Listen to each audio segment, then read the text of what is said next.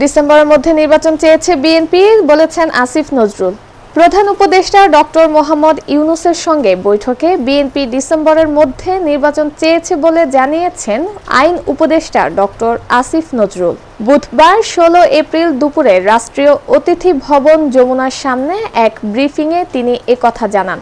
প্রধান উপদেষ্টার সঙ্গে বিএনপির প্রতিনিধি দলের বৈঠক শেষে এই ব্রিফিংয়ের আয়োজন করা হয়। নির্বাচন সহ নানা ইস্যুতে অন্তর্বর্তী সরকারের প্রধান উপদেষ্টা ডক্টর মোহাম্মদ ইউনূসের সঙ্গে বৈঠক করতে বুধবার দুপুর 12টার দিকে যমুনায় প্রবেশ করে বিএনপির প্রতিনিধি দল। মিটিং শেষে দুপুর 2টার দিকে বিএনপির প্রতিনিধি দল যমুনা থেকে বের হয়ে আসে।